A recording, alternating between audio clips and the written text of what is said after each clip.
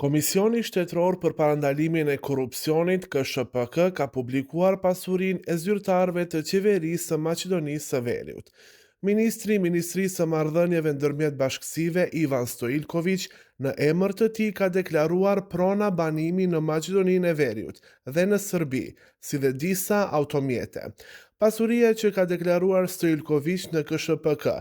2 prona banimi dhe 2 prona tokë bujqësore dhe atë, një banesë në Kumanov me hapësirë prej 101 metër katror në vlerë prej 4.250.000 denarve, ose në euro 69.070 euro, blerë në vitin 2006. Një pronë tjetër po ashtu në Kumanov me sipërfaqe prej 19 metër katror në vlerë prej 500.000 denarve, ose në euro 8.125 euro, blerë në vitin 2012.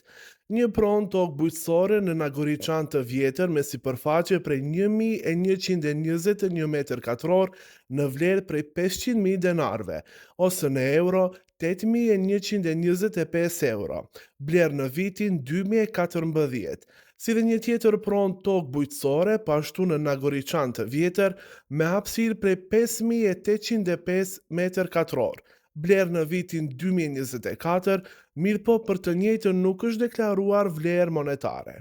Patundshmëri jashtë Maqedonisë së Veriut, Stoiljković ka deklaruar një banesë në Serbi, me hapësirë prej 51 metër katror, me vlerë prej 7.250.000 denar, ose në euro 117.825 euro, blerë në vitin 2020. Pasuri të luajshme në Maqedoninë e Veriut, Stoiljković ka paraqitur një vetur Volkswagen Touareg, prodhim i vitit 2018 në vlerë prej 2.100.000 denarve,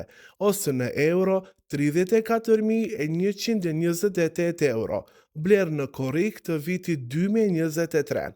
Një vetur Seat Ateca, prodhim i vitit 2017 në vlerë prej 1.200.000 denarve, ose në euro 19.502 euro, blerë në dhjetor të vitit 2022, regjistruar në emër të bashkëshortes së ministrit. Të dhëna për llogari bankare dhe depozita në vend, një xhirologari bankare në emër të tij për pagën, si dhe një në emër të bashkëshortes së tij, po ashtu për pagë.